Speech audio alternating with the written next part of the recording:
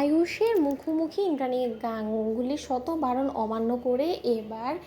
আয়ুষকে নিজের চেহারা দেখালো কুসুম। হ্যাঁ বন্ধুরা, ভিডিওতে লাইক দেখতে থাকুন। যে মুহূর্তে কিনা ঘুম ভাঙা মাত্র আয়ুষ যখন কিনা এক পর্যায়ে অস্থির অস্থির হতে থাকে এবং দীপালিকে ইচ্ছে মতন ধুতে থাকে এবং বলতে থাকে যে দীপালি পিসি তুমি এরকমটা কেন করছো বলো তো, কেন এবার কুসুমকে বারবার করে আমার দিক থেকে তুমি সরিয়ে নিচ্ছ বলো তো, কুসুমের কী হয়েছে, কুসুমকে অসুস্থ নাকি, কুসুম বড্ড বেশি নিজেকে নিয়ে ব্যস্ত হয়ে পড়েছে যে ওর এক বিন্দু সময় হচ্ছে না আমার ঘরে এসে আমাকে একবার অন্তত চা সার্ভ করার। ও তো ফুলও দিতে আজকে আসেনি, সমস্ত কাজ তোমার কাঁধে কেন চাপিয়ে দিয়েছো বলো তো, ওকে গিয়ে বলো যে আমি ডেকেছি ওকে। ঠিক সেই সময় দীপালি যখন কিনা বলতে থাকে যে আয়ুষ বাবা তোমার কী কাজ আছে তুমি সেই সম্পর্কে আমাকে বলো না, কারণ আজকে থেকে ম্যাডাম স্ট্রিক্টলি বলে দিয়েছে যে কুসুমের এই ঘরে আসা যাওয়া একজন চলবে না, এবং তার থেকেও বড় কথা তোমার যেরকম করে কিনা কুসুম আসার আগে সমস্ত কাজ আমি করে দিতাম, এখন থেকে সেরকমভাবে আমি সমস্ত কাজ করে দেবো। ঠিক সেই সময় আয়ুষ যখন বলতে থাকে হঠাৎ করে এতটা অদন বদন কেন বলো তো, কী হয়েছে, কুসুমকে কি মা কোনো কিছুর জন্য বারণ করেছে নাকি, দীপালি বেশি বলো চুপ করে থাকলে চলবে না। ঠিক সেই সময় দীপালি মুখ না খোলাতে এক পর্যায়ে আয়ুষ যখন কিনা ব্রেকফাস্ট টেবিলে সমস্ত লোকেদেরকে এড়িয়ে যখন কিনা সোজা কিচেনে গিয়ে ঢুকে এবং কিচেনে ঢোকা মাত্র যখন কিনা আয়ুষ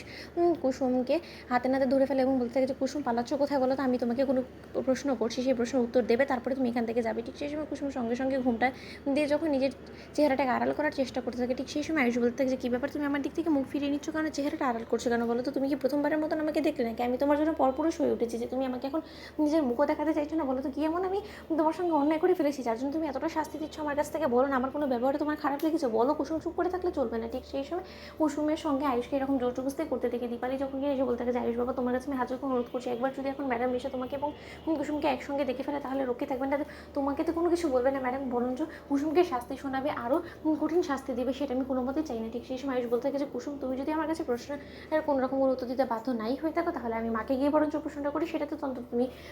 খুশি হবে তাই না। ঠিক সেই সময় মীনাক্ষী যখন কিনে ছুটে গিয়ে ইন্দ্রাণী গাঙ্গুলির কাছে গিয়ে বলতে থাকে দিদি গো দিদি, ওই কুসুম কী এমন জাদু করেছে আয়ুষের উপরে বলো তো, ওই কুসুমের কাছে তো আয়ুষ ঘুম থেকে ওঠা মাত্র ছুটে গিয়েছে ওই কিচেনে গিয়ে কুসুমের সঙ্গে আবারও ভাব ভালোবাসা শুরু করে দিয়েছে, এই কুসুমটাকে না বাড়ি থেকে না তাড়ানো পর্যন্ত কোনো মতে কিন্তু দিদি তুমি তোমার ছেলেকে কুসুমের কাছ থেকে সরাতে পারবে না, আমি বলে রাখলাম। ঠিক সেই সময় ইন্দ্রাণী গাঙ্গুলি যখন বলতে থাকে যে তাহলে আমি গিয়ে এবার দেখছি যে কী করলে